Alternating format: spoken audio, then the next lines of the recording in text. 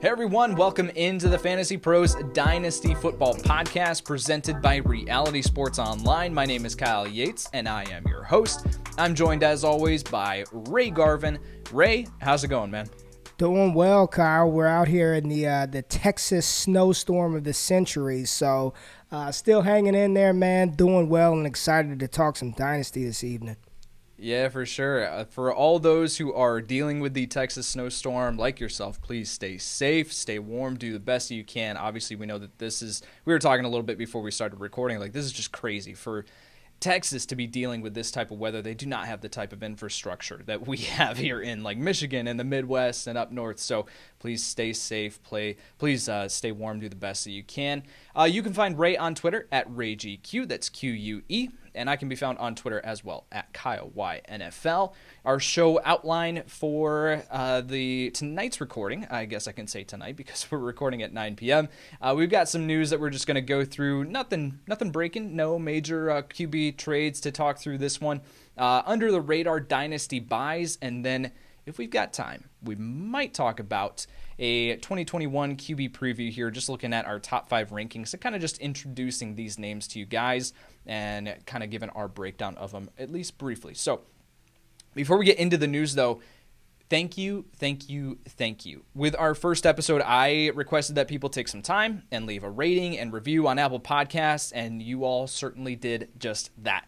With just one episode in the bank, we're already at 121 ratings last time I checked, and we were up to, at one point, number 17 in the top sports shows on Apple Podcasts. So I just wanted to take a quick second and point that out and make sure that we said thank you for the support. Ray, anything you want to add right here, bro? we really appreciate it, honestly. Like, that feedback, it really fuels us to continue to push hard, to continue to keep dropping heat for you guys out there listening. So we really, from the bottom of our hearts, and Fantasy Pros, I know, can say the same, we're really appreciative and thankful. Absolutely. All right, let's take a look at some news items here. And these were all compiled from our news desk at Fantasy Pros. You can find all this at Fantasy Pros NFL on Twitter. I highly recommend that you hit the follow button over there to make sure that you don't miss any breaking news. But Jamison Crowder, wide receiver for the New York Jets, could potentially be a cap casualty this offseason. I was looking at his contract. He's got 1 year left, $1 million in dead cap if the Jets were to move on, but then $10.5 million in cap savings. So for a team that's already sitting towards the top of the NFL like salary cap, right, they've got plenty of room to work with. Moving on from Jamison Crowder could give them even more room. Now the question becomes, who the heck's going to play wide receiver for them? If they do move on from Jamison Crowder, Ray, there's a wide receiver on the Jets that we'll be talking about here in just a little bit, but do you expect them to target one of these free agent wide receivers that could hit the market? A Kenny Golladay, Allen Robinson if he makes it, Chris Godwin if he makes it, that kind of situation. Do you see them backing up the Brinks truck for one of those guys? Well, with Robert Saleh coming in from the San Francisco 49ers, I definitely think that the New York Jets is a potential landing spot for one of these free agent wide receivers. As far as backing up the Brinks truck, I'm not sure, just based on how San Francisco built their team, how much money they'd be willing to spend on a free agent wide receiver, but I do think they are a team that could, definitely bring in a free agent wide receiver to help out Denzel Mims and some of those other players and potentially a new quarterback. Yeah, and I mean, Jamison Crowder has been a friend of Sam Darnold, right? Like, when he's on the field, he's a very productive wide receiver. This just comes down to, do you really want to dedicate that much money to a slot wide receiver who hasn't been on the field fully healthy for the past couple of seasons? So we'll wait and see on that, but just wanted to at least mention that. Another news items here, Jimmy Garoppolo to remain with the 49ers unless the team takes, in quotes, a big swing. This is kind of stating the obvious. It's like, unless the team trades for a new quarterback, he's going to be the quarterback next season, right? So kind of obvious there, but I think moving into free agency, everyone's talking, or at least the draft too, like people are talking about San Francisco being a team that could move on from Jimmy Garoppolo and draft a quarterback or bring one in free agency. They've been rumored, right? So I guess if they don't sign, the question I wanted to ask you, Ray, if they don't sign someone in free agency, does this eliminate them from taking a quarterback in the NFL draft? Do you think that at that point, Jimmy Garoppolo is their guy moving into next season? Yeah, I think so. I know it sounds good to talk about them drafting a quarterback and sort of starting over with the quarterback. And that's what you're going to do. If you're any of these rookies outside, even Trevor Lawrence and Justin Fields, they're going to have their growing pains, right? You bring in a rookie quarterback with this team, with the defense they've built, with the offensive weapons around them. George Kittle is not getting any younger. I mean, you're essentially kind of starting over a little bit. So I know a lot of people have soured on Jimmy Garoppolo, but he is 1 year removed or 2 years removed from a Super Bowl appearance. He played well. He's not some superstar quarterback, but when healthy, he's serviceable in that Kyle Shanahan offense. So if they don't, I think they're going to roll with Jimmy G, just like Shanahan said. Yeah, for sure. All right. Gus Edwards could receive an extension from the Ravens this offseason. He performed very, very well in his backup role that he had, or at least complimentary role that he had last season with the Ravens. With Baltimore already moving on from Mark Ingram, it looks like Gus Edwards and J.K. Dobbins are going to be the main guys moving into next season. It all depends. It's kind of a wait-and-see game to see if they add anyone else or if they're going to kind of rely on Justice Hill for that change of pace and other complementary role there with how much they'd run the football. But if they don't, Gus Edwards is definitely going to see his dynasty stock increase if he is the main guy alongside J.K. Dobbins there. Additionally, Zach Ertz could be a cut or trade candidate this offseason. This is kind of the writing on the wall here in Philadelphia with him being injured for the majority of last season. Even when he was healthy to start the season, was not productive, was not the same. Could a change of scenery maybe, impact that, change things? That's a wait-and-see kind of situation, but I think Zach Ertz's best dynasty days are definitely behind him. Trevor Lawrence will be looking at a 4 to 5 month recovery from shoulder surgery to his non-throwing shoulder. He had his pro day, moved that up, was just here this past week, looked great, able to send the ball deep downfield, and then now he's going under surgery to be able to repair that non-throwing shoulder. Ray, does this move him off of being the 101 or the number 1 overall pick in the NFL draft? No. That's all I got. No. Yeah, it makes sense because if you are taking a 4 to 5 month recovery window and you're moving off of him as the number 1 overall pick, then you need to seriously be rethinking your strategy and what you're doing in that spot, right? So no, Trevor Lawrence, fully expect him to be the number 1 overall pick. I'd love some news at least though to kind of spice this up because already I've done 2 mock drafts at FantasyPros and I've got Trevor Lawrence at the 101 and I'm like, well, I'm not moving off of this. It's kind of boring, right? I want some spiciness, but no, I don't think it's going to happen. Trevor Lawrence, number 1 overall pick in Jacksonville. Tyrell Williams is expected to be released from the Raiders next month. He obviously opted out this past season, and he's got a significant cap hit this upcoming season. It sounds like he's going to be moving on. You're looking at now Henry Ruggs, Bryan Edwards, and Hunter Renfrow. Do they potentially bring in another wide receiver? They've been rumored around Juju Smith-Schuster, one of those types of guys. So we'll wait and see. But if you've been holding on to Tyrell Williams in Dynasty, it doesn't look like it's going to be amounting to anything here soon. And then finally, Todd Gurley is not expected to return to the Falcons this season. That's kind of another one of those, with him being benched halfway through the season or at least giving the starting job up to Brian Hill and Ito Smith, right? Todd Gurley, man, talk about a fall from grace. A few years ago was the number 1, in Dynasty startups, what was he going? Number 1 overall? Yeah. And then now there's a very good potential that we don't see Todd Gurley in the NFL next season. But that, Kyle, and I know we'll talk about this in future shows, man, but this is Dynasty, and it happens really, really quick. And like you said, 3 years ago, he was an MVP candidate, Offensive Player of the Year, and now you're looking at a player that nobody wants. Nobody wants to draft. You don't want Todd Gurley, and this is the strategy of Dynasty. It's getting out of those veterans before they fall off of a cliff, because once it goes bad very, very quick. So you hate to see it, but that's part of the game, man. Yeah. Again, thank you to the Fantasy Pros News Desk for putting that together. Again, you can find that at Fantasy Pros NFL. All right, let's look at some of the under the radar dynasty buys right now. These are guys, and we're going to talk about some players, and some people are going to be in our mentions. They're going to be yelling at us like, that's not under the radar. There's no radar. There's no definitive line, okay? We don't make the rules. So I guess, just roll with it, roll with us. We're going to talk about under the radar dynasty buys, these guys who are not being talked about enough right now that we think that you can get pretty cheap in your dynasty league, or at least ones that you should at least be paying attention to, maybe sending out offers for. So I'm going to turn this over to Ray. Ray, Your first option here for under the radar dynasty buy. Who do you got? Yes, Kyle. I am buying. I am trying to acquire this player every single league that I'm in, and I'm already done it in a couple of leagues. But Denver Broncos wide receiver Courtland Sutton. Yes, Courtland Sutton, 1 year removed from an 1,100-yard season. I know things were bad in Denver. Drew Lock, you had a guy that played wide receiver or whatever he played in college trying to throw the ball. Milton, and the quarterback situation's a mess. They're talking about Carson Wentz, all of these things. They drafted Jerry Jeudy. They drafted KJ Hamler. They drafted Albert O.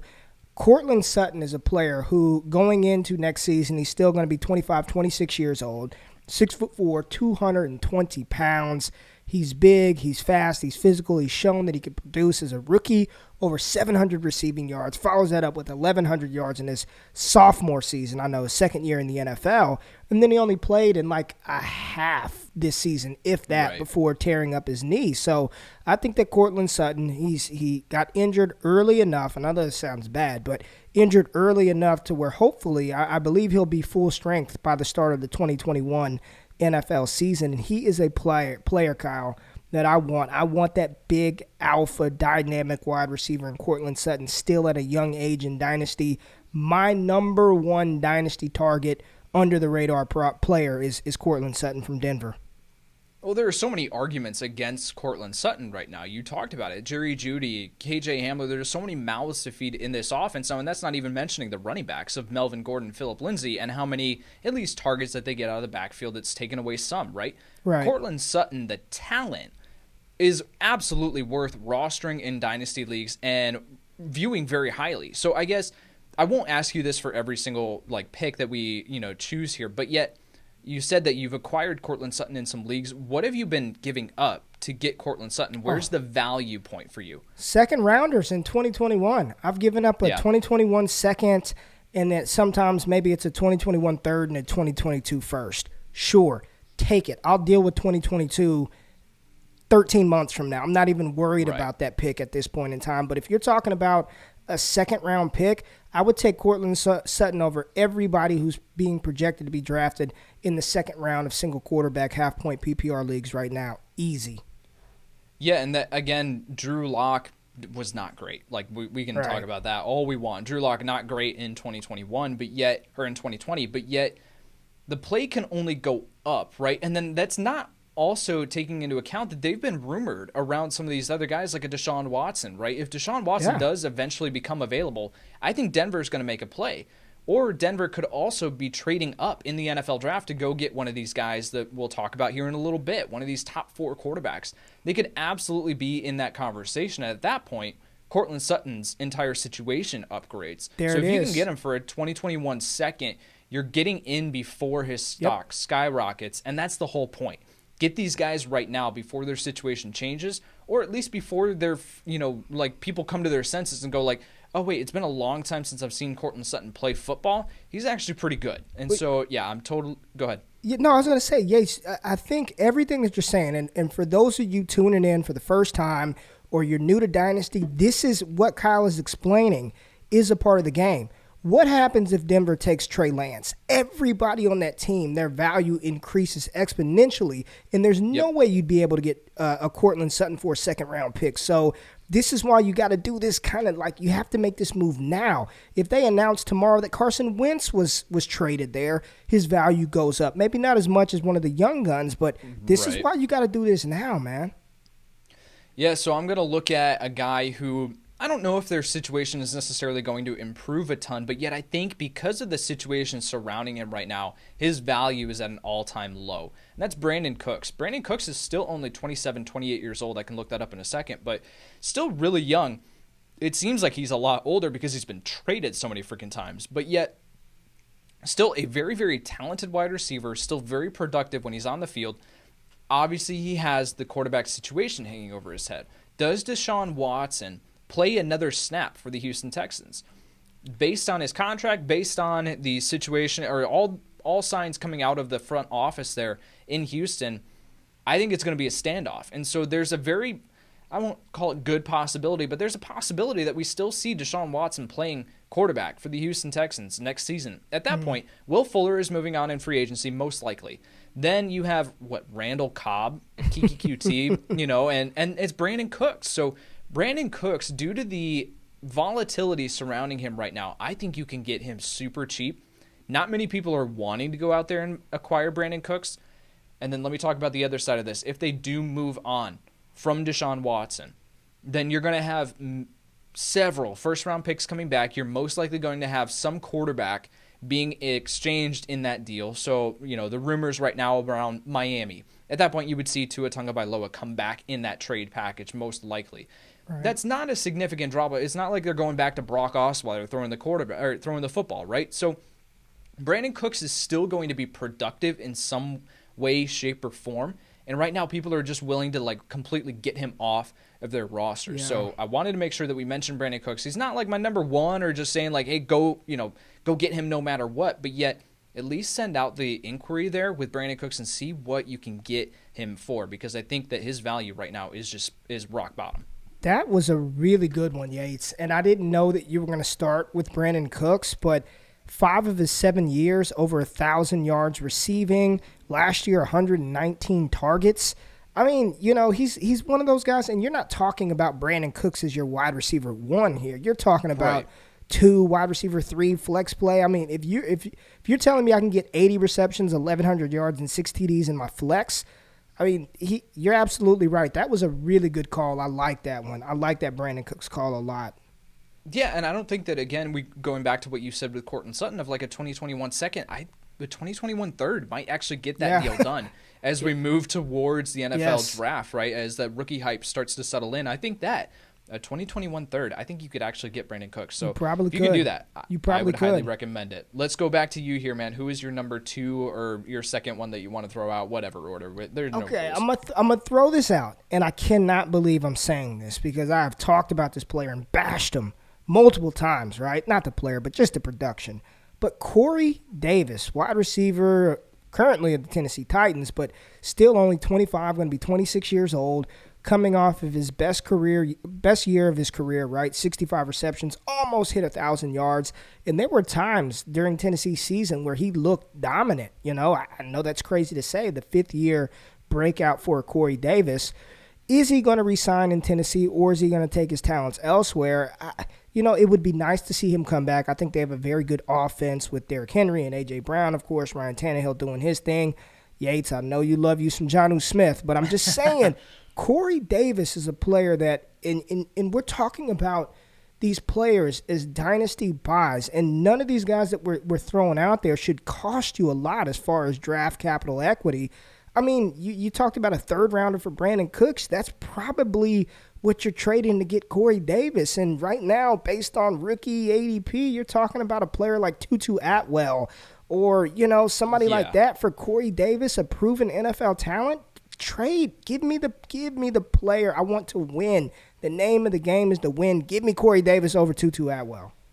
Oh, 100%. Now, I think the narrative, there are going to be some people listening and saying, no way can you get Corey Davis for a 2021 third or whatever. But yet, the narrative against Corey Davis is that some people are going to be sitting there saying, well, 5th year breakout or whatever it was. Yeah, 5th year.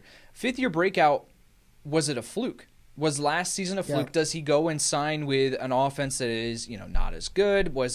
Is he going to be the same? There are a bunch of factors that are going up against Corey Davis here where the owner might be willing to part with him super cheap. Now, a 2021 third, I would be surprised if we can get that. It might merge more into the 2021 second, at least in my estimation, but I'm not going to doubt you, man. I think that Corey Davis can definitely be had for cheap comparative to what his value could be. And here's the thing, right? And we'll do a whole show on this.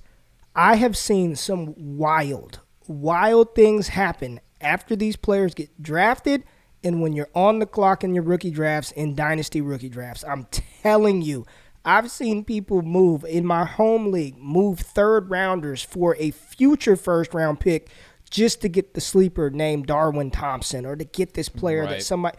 Crazier things have happened on the clock in dynasty rookie drafts.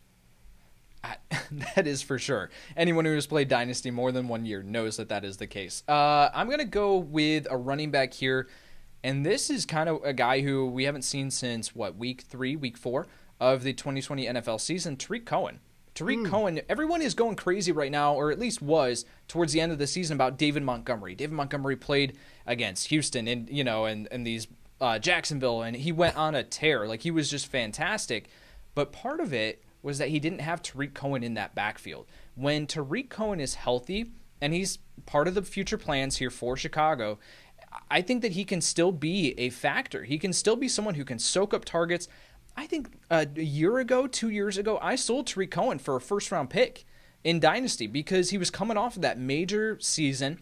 He's an excellent pass catcher out of the backfield. We know that Nagy loves him here in this offense. So I think that Tarik Cohen coming back fully healthy, not many people are thinking about him because it's been a while since we've seen him on the season. It's the same thing or on the field. It's the same thing as Courtland Sutton. I think that we need to be talking about Tarik Cohen and at least saying, look, especially at the running back position, go out, look what you can acquire him for, because I think that he can still be a factor. Now, I don't think that he's going to be an RB2 or an RB1 like he was in 2018 or 2019, whatever that was. But yet, I do think that he can still be a factor, someone who is a solid depth piece. Right. And if you can get him super, super cheap, I highly recommend doing it. It's another good one. A player that, again, I know a lot of people listening, there's no way you can trade Tarik Cohen and get a second or a third. Yeah, there are. There is a way, and it will happen, and you'll see it happen. And I think he is one of those good pieces because Chicago's probably going to upgrade the quarterback position. At least that's what it looks like. And you get a healthy Tarik Cohen back. He is a weapon. You know he's going to play on third downs, and then he gives you a little bit of a rushing upside when he gets the ball. I think that's a good one because he's not going to cost you a lot to acquire. And, since we're on the running back theme here, I'm going to go to a real gross-sounding name. I know this isn't a staple of your dynasty team, but Jeff Wilson out of San Francisco, okay? Jeff Wilson is the player that, he had the battle through Jerick McKinnon and Tevin Coleman and Raheem Mostert, and all that he did was find a way to get on the field when opportunity presented itself and produced, right? Over 600 yards on the ground, over 130 receiving yards, multiple TDs on the ground. He was always utilized as a goal line back, and we know that running backs in Kyle Shanahan's offense perform well. We know that, right? Jeff Wilson is not some ultra-talented player. He's not going to win you a dynasty championship. He's not going to do that. But what he does is provide you a solid depth piece that if you need to in a pinch, potentially you can throw him in a flex. Or if there are injuries at the most fragile position in football that occur, you know that Jeff Wilson has the trust of Kyle Shanahan, and he'll be on the field. In worst-case scenario, he'll be down there at the goal line, and he can catch passes. So when you're talking about cost of acquisition, now you can debate Corey Davis for a third. You can debate Tarik Cohen for a third. Right. You ain't debating Jeff Wilson. I mean, right. Third is like max that I'd pay for Jeff Wilson. So he's a player that, low cost of acquisition. Sign me up for some Jeff Wilson. I love this call because my initial gut reaction was, no, I don't want Jeff Wilson. But yet when you dig into it a little bit more, when you evaluate the situation, you say, okay, there's actually a pretty serious path here for Jeff Wilson to be a relevant fantasy asset moving forward.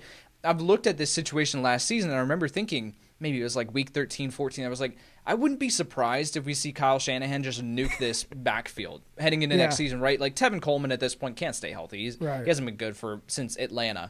Jerick McKinnon, he doesn't seem intent on using him, so they're going to move on from Jerick McKinnon. Raheem Mostert even, he added on weight this past season to try to maintain his durability. He was in and out of the lineup the entire season. So I wouldn't be surprised at all if we saw them just completely move on from every running back in this backfield, and then we see Jeff Wilson get an extension.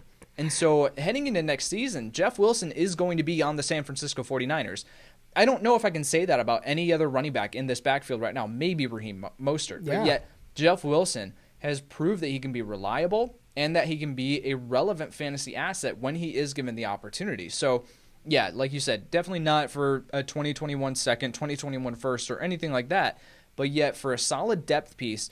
And this is really important for those who are just starting to play Dynasty. Depth matters. Yeah. Don't go out and sell out all your depth just for these top-tier guys. And then when they get injured, you're screwed. Like don't do that. When you need the depth, and you mentioned the most fragile position in all of football, absolutely. We see running backs get injured all the time. So have the depth at the position. Jeff Wilson, perfect call. I love that.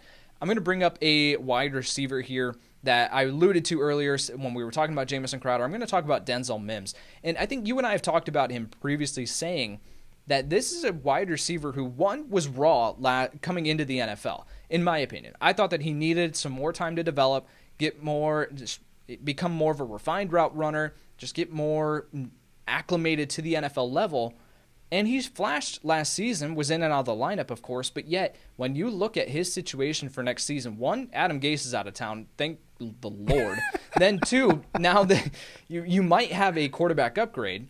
I still think that even regardless, I still think that Sam Darnold can feed him the ball. Yeah. But yet Jamison Crowder potentially moving on. What happens if they move into next season with Denzel Mims, Brashad Perryman, and they bring in like an Amari Rodgers, right? Like, it's not a solid wide receiver core, but yet at that point, Denzel Mims becomes an immediate value. He becomes someone who the quarterback, regardless of who it is going to lock onto and feed the ball to. So Mims, right now, his value is pretty low because the fantasy manager who has Denzel Mims on their Dynasty roster right now is probably not thinking 10 steps ahead right now and saying, okay, what happens if they do move on from Jamison Crowder? What happens if this, right? Right. But when we can sit here and we can say, okay, what happens if this does happen, if this happens, Denzel Mims could be a consistent wide receiver 2 for you next season. Yeah. At that point, this is a guy who you can get for, I would be fine sending away a 2021 second. I really would. A back-end 2021 second for Denzel Mims, because I think that he has the top-tier talent. I think that he needed that year to acclimate. I think that he has that under his belt now. He has a potential quarterback upgrade. All these things are laying out where Denzel Mims, his stock could drastically increase heading into next season. And here's the thing. His stock even sort of took a hit after Jacksonville secured the number 1 spot, because we thought for the longest Trevor Lawrence was going to the Jets, right? And then Mims was like unacquirable, like Denzel Mims, Trevor Lawrence. And now that Jacksonville is the Trevor Lawrence's presumed landing spot, I think his value kind of took a dip because people don't know what the Jets are going to do. Are they going to go Sewell? Are they going to go Zach Wilson or Fields or trade the pick? So I think Denzel Mims, you've got another window. People, Kyle and I have told you for months, go get Denzel Mims. You have another small window to do that now because of the uncertainty of that Jets pick. And I agree with you. Even if it's Sam Darnold, I know Jets fans don't want to hear that, but even if it's Sam Darnold, I think Mims is pretty much safe. He's locked into at least the second option on that, at least the second option in that offense. Right, at least. Yeah, let's hear who you got here for number 4. All right, well, I'll stick with the rookie wide receiver theme. Since you went Mims, I'll go with the Super Bowl champion Tampa Bay Buccaneers, and I'm going with the 5th round pick, Tyler Johnson out of Minnesota. And here's the thing, right? Antonio Brown, he signed a 1-year deal. Not sure what's going to happen with AP. Chris Godwin, I know Bruce Arians is saying all the right things that they're bringing him back, or potential franchise tag on Chris Godwin. We know Mike Evans signed the deal, but I wouldn't be shocked, and I don't have all the cap stuff in front of me, but what if they traded Mike Evans midseason? The point being, Tyler Johnson in limited opportunity flashed as a rookie. He got on the field with Tom Brady. That's saying something for one. And when he was on the field, he was making plays. Now, I think most dynasty managers that have Tyler Johnson, they're Tyler Johnson truthers. So they're probably not going to part with him for cheap. But if you're talking about, you're a late second rounder, right? A late second round pick in your rookie drafts, or maybe some aging type veterans. He's just a player that, of all the guys that we talked about, honestly, I know this sounds crazy, but it may be harder to acquire Tyler Johnson than a Corey Davis, depending on what people think of Courtland Sutton in his situation. But just Tyler Johnson is a name you need to keep on your radar, and I'm still trying to actively recruit him to some of my dynasty teams. Yeah, and I think it's an interesting point to bring up Tyler Johnson because, you do have the people who are Tyler Johnson truthers, right? Extremely productive in college at Minnesota. Now, didn't have the best, at least overall traits as far as his hands and receiving ability. Phenomenal, fantastic. But as far as his twitch, overall top end speed, we knew that he wasn't going to test well. Didn't test at all in the pre-draft process last year. Ended up going in the 5th round off the top of my head. So. Yep. really was a depth piece here for Tampa Bay. And I think that I was personally not the biggest Tyler Johnson fan because of the overall just athleticism concerns. But yet, he got onto the field. And again, you mentioned with Tom Brady, like that matters.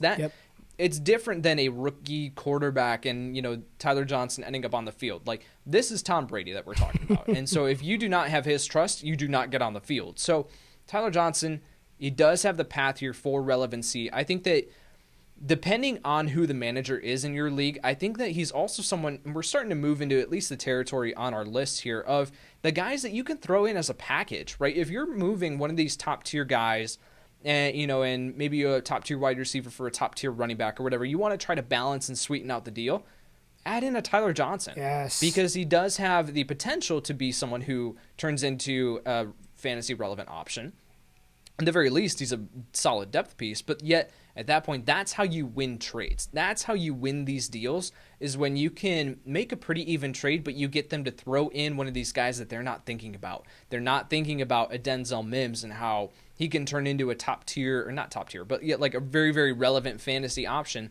You ask them to include them, you get a 2-for-1 option right there, a 2-for-1 deal. That's how you sweeten those. So Tyler Johnson, I love the call, and I debated putting him on the list because of the very reasons that you mentioned. What happens if Antonio Brown doesn't re-sign? Right. If he ends up signing, somewhere else as he reset his value and reset his market, prove that he can stay at least competent off the field, right? So what happens? And in those situations, these are the guys that we're bringing forward. The what happens, what ifs. Tyler Johnson, absolutely someone to consider. I'm going to go with a guy who, and as soon as I say the name, I'm going to have guys in my home Dynasty League who are listening that are going to just start laughing. And because this is a guy who I have just been like in love with for the past several seasons, and for some reason, Jacksonville refuses to give him an opportunity, or at least a consistent opportunity, and that's Keelan Cole. Keelan Cole, wide receiver for the Jacksonville Jaguars. I believe that he is a restricted free agent. He has the potential to leave in free agency this year. Even if he doesn't, if he re-signs here in Jacksonville, we talked about it, Trevor Lawrence, number 1 overall pick. They're going to see a huge quarterback upgrade. If you move into next season with Keelan Cole, DJ Chark, Colin Johnson, and Laviska Shenault as your wide receiver core, Keelan Cole has played above Colin Johnson on the depth chart before. So there's a potential that the new coaching staff realizes that Keelan Cole, hey, is actually a pretty talented wide receiver. We should probably give him significant targets. At that point, I mean, Keelan Cole, 2022 third? Like, you can get him dirt cheap. No one wants Keelan Cole except me, apparently. So I guess if you can get Keelan Cole, I think that he's worth, again, as that kind of sweetener, that package sweetener where you can say, hey, I'll trade you this guy for this guy, add in Keelan Cole, because I think that he's worth buying low right now before we see his situation either change because of Trevor Lawrence coming to town, or we see him go and sign with another NFL team that will give him the opportunity that I think he deserves. This call by you, I mean, you are money tonight, Yates. You are money. Like, seriously, I'm just telling you, you are absolute money. Because when I saw Keelan Cole, I was like, damn it, he took one of my guys. Because I have so many Keelan Cole shares across my Dynasty leagues. Like, and I have my fingers crossed weekly. And, of course, it's the week that he goes off that I don't start him. But he's got all the talent in the world. He can play deep. He can play intermediate routes. Like, he's a really, really solid wide receiver. And we're not saying that Keelan Cole is the next wide receiver 1 in fantasy. I'm not saying that. Right. Like, don't get it twisted here. But you need wide receiver 3s. You need flex plays. And I think the bigger theme of this is buy Jacksonville Jaguars. I mean, get as many Jaguars as you can.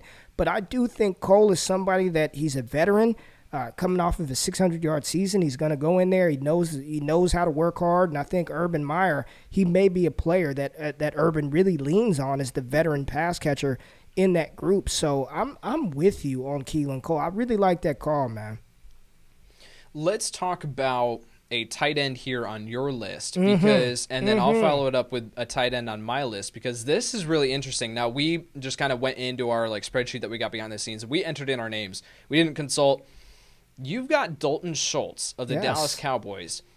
I have Blake Jarwin of the Dallas Cowboys. So we're ending on either sides here, and I love when we disagree. So let's talk about, present your case here for Dalton Schultz. I'll present mine with Blake Jarwin. Okay, so Dalton Schultz, right, coming off of the season that he just had, You do not luck into 63 receptions and 615 yards as a tight end on an offense that has Amari Cooper, CeeDee Lamb, Michael Gallup, Tony Pollard, Ezekiel Elliott. And I understand that Dak Prescott only played a handful of games this season, but Dalton Schultz stepped up with the Blake Jarwin injury. And not only did he step up, you have to remember, he was drafted in the 4th round out of Stanford for a reason, right? So he was a high day 3 pick by the Dallas Cowboys, and he looks phenomenal. He's good in the blocking department, and he's looked very, very good in the receiving game as well.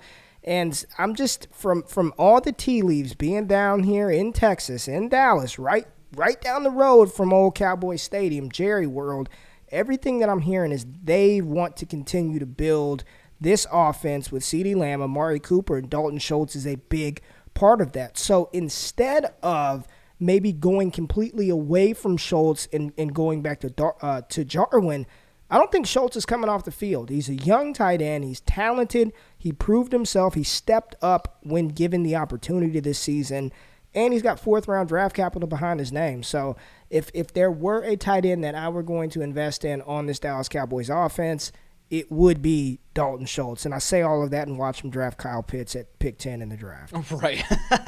Yeah, no, I think for me, obviously, I'm more interested in Blake Jarwin. And I think for me, it's following the money. Mm-hmm. And you talk about the draft capital with Dalton Schultz and, the tea leaves and all this. Now, I can't argue against tea leaves. Those are always 100% accurate. But no, with Blake Jarwin, I mean, you look, he's under contract for the next 3 seasons. I mean, base salaries of $3.5 in 2021, $4.5 million in 2022, and $5.5 in 2023. So he's going to be around this team for the next several years. They signed him to that contract extension after Jason Witten left, and Blake Jarwin is kind of like unknown, right? He was kind of this, okay, why are you giving that much money to this tight end that we haven't really seen produce? Now, only 1 catch last season before getting injured, and misses the entire season. So is there a 100% possibility that Blake Jarwin is the main tight end in Dallas next season? No, I don't think so. I think there's a very realistic possibility that we see Dalton Schultz, like you mentioned, as the main guy, because again, he did produce in his opportunity last season. But yet I think following the money, there's a case to be made here for Blake Jarwin. And now at the tight end position, I don't think you can go wrong with acquiring either one of these guys or maybe even both of them. Right. Because the tight end in Dallas, whoever it is, the tight end in Dallas, whoever it is going to be relevant. They're going to have fantasy relevance, and they're going to be a guy that you can consistently roll out. Now, are they going to be a top 5 option? No, I don't think so. But yet, at the tight end position, if I can at least have a guy who's not going to get me 0 points, sign me up. Yeah. So either one of these guys, I'm fine with acquiring. I would personally go after Blake Jarwin. Ray's going to go after Dalton Schultz. We'll monitor this as we move into the entire season. We'll have to do some sort of bet on this one to see how this shakes out. But all right, so Dalton Schultz, Blake Jarwin, we talked about both of those guys. You got another guy that you want to bring up here as an under-the-radar dynasty buy. Yes, and I'm going back to the rookie wide receiver pool. 2020, can we just round of applause for the 2020 class of wide receivers? Good grief. I mean, just top to bottom, just fantastic. But I want to get a piece of that Buffalo Bills offense. And I know that sounds crazy, right? Buffalo Bills offense, I want a piece of that. But Gabriel Davis, big Gabe Davis, catching passes from, one of the best quarterbacks in the NFL, Josh Allen, coming off of a ridiculous season. You've got the great, terrific, fantastic Stephon Diggs on one side. You got Cole Beasley, man in the slot. And then you've got the 6'2", 215-pound Gabe Davis stretching the field, averaging 17 yards of reception as a rookie, 35 catches, almost 600 yards. Listen, this is not the old Buffalo ground and pound teams of the past. Josh Allen is airing it out. He can extend plays, and Gabe Davis showed an ability to get on the field as a rookie, and I believe he was a day 3 pick at that. So for him to be able to get on the field and play and produce in this offense, I'm not sure the contract situation with John Brown, but I think Gabe Davis rolls into 2021 starting opposite Stephon Diggs, and it would not shock me if he had a Michael Gallup to Amari Cooper type impact here in his second season in the NFL. I love the call because I was going to write down Gabe Davis myself. You beat me to it. So with Gabe Davis, and you mentioned you didn't know about the John Brown situation, I'll tell you, there are rumors that John Brown is not going to be with this team. in 2021. So if that's the case, then 100% Gabe Davis is starting. Now, it's really interesting. You look at all the measurables. Gabe Davis, I was looking at this earlier today, he ran a 4.54 40-yard dash, which is odd for him to be utilized as that deep downfield threat, but yet he thrived in that role this past season as that complementary piece. And then when John Brown was out of the lineup, we absolutely saw Gabe Davis be someone that you can roll into your lineup as a flex-worthy play. So, yeah, Gabe Davis, people have optimism. I don't know if he's going to be someone that you can necessarily buy low, but I think that based on what his value could be halfway through the season in 2021 or whatever, I think that buying him now is someone that is worth the investment because, if John Brown does leave this team, leave Buffalo next in this offseason, then Gabe Davis is 100% going to have a starting role, and he can be tied to one of the most prolific offenses in the NFL. Yeah. All right, I am going to bring up a running back here. I'm going to go with a guy. This is super under the radar. There are going to be some people listening who might not even know who this is, but I'm going to go with J.J. Taylor, running back out of Arizona, not the Arizona Cardinals. I'm talking about out of college, Arizona, and now with the New England Patriots. It is very likely that we see the Patriots move on from James White this season, and so at that point, they need that pass-catching option, and J.J. Taylor reminded me a lot of Tarik Cohen coming out of college. Now, he went undrafted, ended up here in New England. I had him on a couple of taxi squads because I was really impressed with him as a college prospect, at least in that pass-catching role. Now, if you have that role open up here in this offense, now there are a ton of things that you have to figure out as far as who their quarterback is even going to be next season. What does this offense look like? Is Rex Burkhead there? There's a ton. I get it. There's a ton that has to be figured out. But J.J. Taylor, you can get him off of your waiver wire in Dynasty leagues right now. I guarantee it. So if J.J. Taylor is available, even for a super, super late pick, again, as that package sweetener in a trade, get him involved because I think that in especially full PPR leagues, he could be the guy that we look at in the same way that we looked at James White for a long time, saying that James White was very, very relevant. Now, that was with Tom Brady. I get it. But yet, if they do get a competent passing quarterback in New England next season, J.J. Taylor could be a guy that we roll out there as a consistent RB3 in full PPR formats. What do you think here of the J.J. Taylor call? Did you like him coming out of college? That's a guy that we haven't talked about. I did like his skill set, right? I knew he was never going to be a true three-down threat. We know that. But he's actually somebody I talked about early in the season over on Destination Debbie. Like, just pick him up and stash him away. He's not going to do anything for you in 2020, but just stash him away because he does fit the mold of a of a third down back, and in PPR leagues, a reception is worth more than a carry. So I think, and like you said, right now, in majority of Dynasty leagues, you probably can get him off of waivers for nothing. So these are moves you need to make before they move on from James White, because if that happens, I promise you, everyone's going to rush the pot for J.J. Taylor, and then by then it's too late. Yep, for sure. Yep. Let's go one more each. Okay, so I'm going to make a lot of people upset because the name that I'm going to say is not an under-the-radar name. Everybody knows the name. He was the number 1 overall pick a couple of years ago in the NFL draft. But I'm going to talk about Baker Mayfield. And here's why I'm bringing up old Baker. A lot of us participate in Superflex leagues. That's by far my favorite format of Dynasty to play. Fantasy football, Superflex. You need 2 quarterbacks, 3 quarterbacks.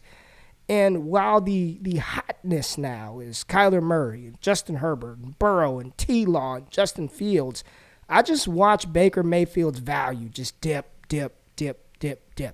And finally, with Kevin Stefanski at the head coaching helm, with the prolific rushing attack of Nick Chubb and Kareem Hunt, Baker Mayfield put up a very solid season. Nothing that's going to win you a league, right? But you need solid quarterbacks. And I think Baker Mayfield proved just that this past season. Got the Browns to the playoffs, got a playoff victory, and I think this may be the turn of something really, really good for a potential top 12 quarterback. So if you're telling me I've got a chance to get a potential top 12 quarterback at sort of a discount right now, for me, Baker is one of those guys that I would love to pair with a Kyler Murray on my team. I would love to pair with the Lamar Jackson to get a little bit of stability, right? So while the name is not under the radar by any stretch, I do believe that what Baker can bring to the table in the future for us in Dynasty is well worth the cost of acquisition, even if that cost is a little bit more. And I posed the question,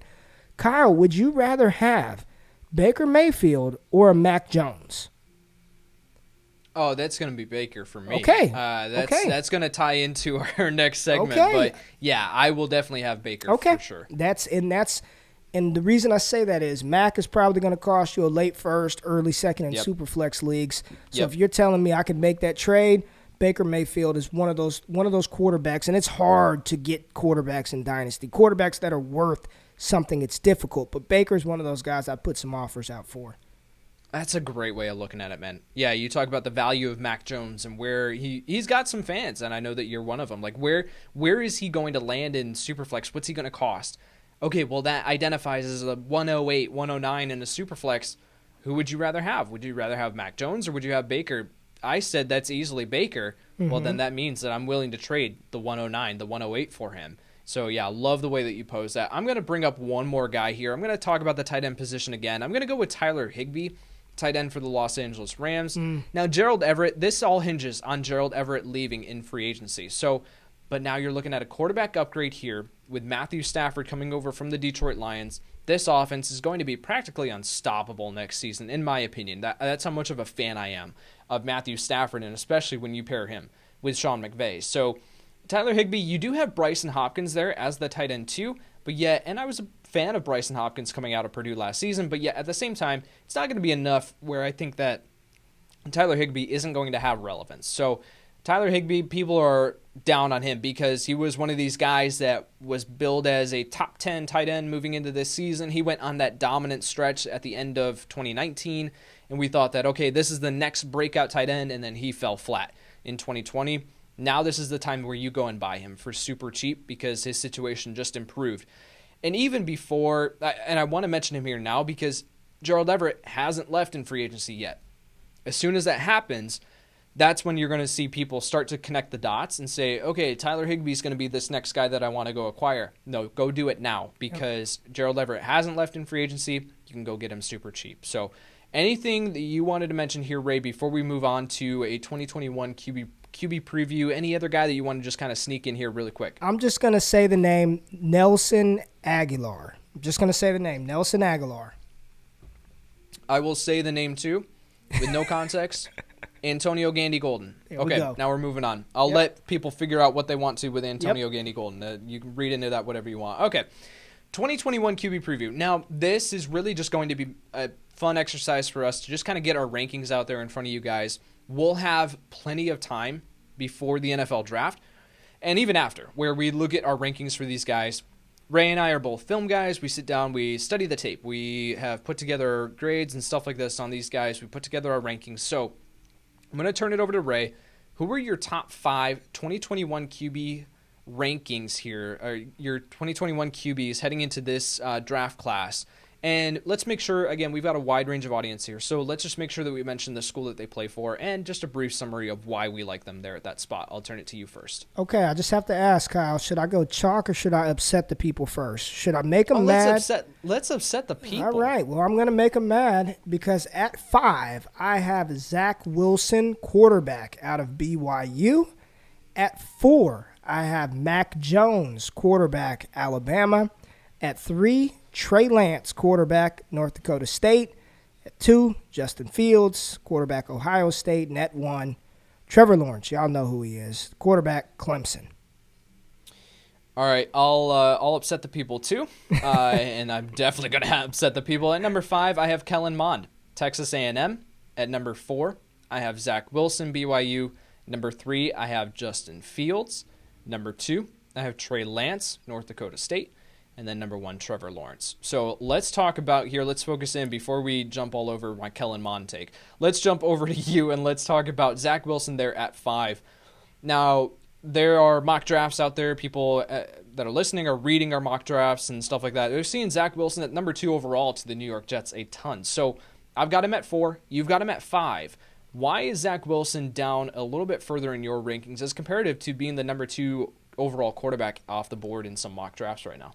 Yeah, and it's one of the things that I vowed to do this year is to just trust my eye, trust what I know about the game. And I know this is going to sound really, really simple. I just like what the other quarterbacks bring to the table a little bit more. And that's not to say that I dislike Zach Wilson. Zach Wilson 100% is going to be a first-round pick quarterback, and I believe he should be a first-round talent at the quarterback position, probably top 15. I wouldn't personally take him at number 2 overall, but, I'm not sitting in the GM seat in New York or New Jersey or wherever they play at. But I know he has the arm talent. I see it. I think it's a little overblown. I'm seeing Patrick Mahomes and Aaron Rodgers. I don't see that. It's just because he made like 1 or 2 sidearm throws. And that's why we're talking about him at Patrick Mahomes and Aaron I just want to say thank you for saying that, because a couple of highlights, and now he's Patrick Mahomes, when I've seen the rinky-dinkiest of quarterbacks do that in certain games and nobody says anything. But, I mean, listen, playing at BYU, the level of competition, really was not there. I'm taking that into consideration. I see the arm talent. But for me, I just like what I see from the other quarterbacks a little bit more than Zach Wilson, and that doesn't mean I just hate Zach Wilson. I just like the other 4 better. Yeah, completely. That's the same situation here with me at number 4. Now, in some draft classes, would Zach Wilson be my number 1 quarterback? Yeah, maybe. Like, it depends on who the other quarterbacks are there, but yet I think that Zach Wilson is a very, very talented prospect. I think that he has a very high ceiling. Now, I think that he's got his issues. I think that he still has plenty of room to grow. But yet, I do like these other guys above him. Zach Wilson, though, at number 4 does not mean that I dislike him. Now, I'm going to talk about my ranking of Kellen Mond here and my exclusion of 2 popular guys of Mac Jones that you have at number 4, and then Kyle Trask. Now, Kyle Trask was both out of our top 5. Kyle Trask, the quarterback at Florida, put together a phenomenal senior season here. Helps when you're throwing to Kyle Pitts, right? So with Kellen Mond at 5, and with my exclusion of Mac Jones and Kyle Trask, I'm going to talk about this quick. We'll expound on it in later episodes. I'm going to call this like the Jake Fromm effect for me. Now, Jake Fromm last season, I was all aboard Jake Fromm. I had him, I think, as my number 3 quarterback heading into the NFL draft, behind Burrow and Tua. Now, it was a gap between the 2 of them, right? There was a tier break, but Jake Fromm's still sitting there at number 3 because, 1, I loved his intelligence, I loved his football IQ, his accuracy and decision-making. Those were very, very high traits that I placed a significant weight on. And then we saw the NFL tell us where the game is going. And that is less away from the ability to process multiple reads, right? Like, that's still important, of course. Like, don't hear me wrong. But yet at the same time, arm strength and improvisation, or athleticism and movability, are the top 3 traits here that we need to evaluate NFL quarterbacks moving forward, in my opinion, because it was Jake Fromm and there was Anthony Gordon. Anthony Gordon out of Washington State was a guy who I was a big fan of last year, too. I had him as my number 5 quarterback, I think, in between, with Justin Herbert in between the 2 of them. So heading into those are 2 guys that, one, could not operate out of structure. They were pocket passers, and we're seeing that sort of die out in the NFL. Phillip Rivers, Ben Roethlisberger, Tom Brady, like these guys, Drew Brees, right? These were all pocket passers. And the NFL game is changing. So I want to roll with the punches. I want to take that into consideration.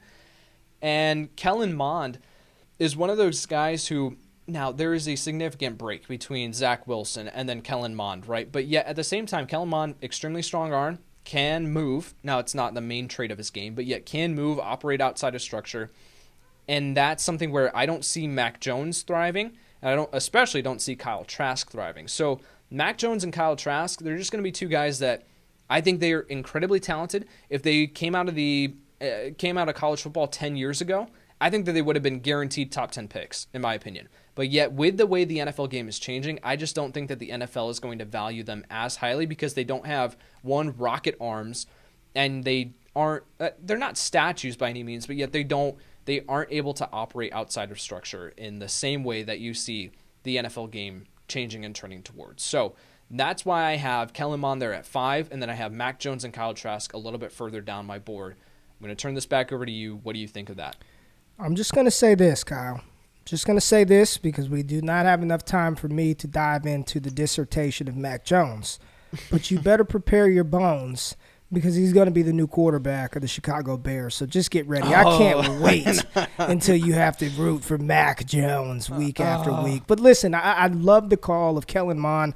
I have him ahead of Kyle Trask myself. I have him at 6. So I think and listen, I'm looking and reading tea leaves and hearing things at the Senior Bowl that he's one of those players who is probably going to be drafted a little bit higher than a lot of people think he's going to be drafted at. And I do think he's a player that needs to sit and learn, and you definitely don't want him playing early, but there's something there. If it can be unlocked, I do think that Kellen Mond is the quintessential stash quarterback that you acquire, and you can't. And pro tip, everybody out there, the cheapest you get quarterbacks is in your rookie draft. Period. You don't get them any cheaper than your rookie draft. So a player like Kellen Mond, who has all the talent in the world, we just need to see it unlocked. I really like that call of having him in your 5. But I'm not going to get into Mac today. I have him at 4. He's going to be the quarterback of the Bears, so get ready so we can move on to 3, 2, 1. Yeah, for sure. Well, hey, we'll, again, like I mentioned, we will definitely be breaking down these guys in depth as we move throughout the offseason. We've got plenty of time that we are going to be talking about and our scouting takeaways and all this but I'll just say this as an overall preview, and people talk about what's the strength of the class. The top 4 guys here that we talked about with Trevor Lawrence, Justin Fields, Trey Lance, Zach Wilson, in whatever order we have them, very, very solid prospects, have the potential to be great in the NFL, each of them. Mm-hmm. And this is the year that if you are sitting there with a top 5 Superflex rookie pick, you're sitting in a good spot if you need quarterbacks. So these are very, very solid quarterbacks, and especially as we look towards next year, and I'll just ask you this super quick before we get out of here. The 2022 class, you've got guys like Sam Howell, Keaton Slovis. Those are kind of guys that – is there anyone else there? What's the overall strength of the 2022 class in comparison to the 2021? I still think that 2021 is better. I think the guy that the 2 that we're going to be talking about more than anybody is Spencer Rattler out of Oklahoma, who I have as quarterback 1, and I think it's a decent little gap between he and Howell. But you've got Rattler, Howell, Desmond Ridder, Keaton Slovis. It's okay, but you want to get your quarterback here, and if not, you want to make sure you get one of the top 2 or 3 guys in 2022. And just some Twitter chatter, right? I'm always on the Twitter. The tea leaves always fall to old GQ. But NFL evaluators are saying that they're not enamored by any of the 2022 guys. So there may be situations where a Kellen Mond, a Kyle Trask, a Mac Jones go even higher than we think because they're kind of weary of the 2022 class. Yep, absolutely. And if that does happen, we will be here to break it down and make sure that you are prepared for your Dynasty League. That's going to do it for today's show. Ray, anything else for the people before we get out of here? We appreciate you listening. Please spread the word.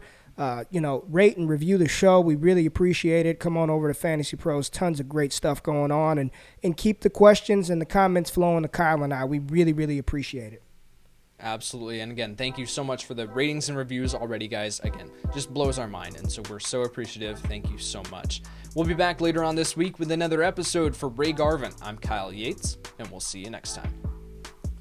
Looking for useful content, fantasy relevant information, and the data that can help your team win?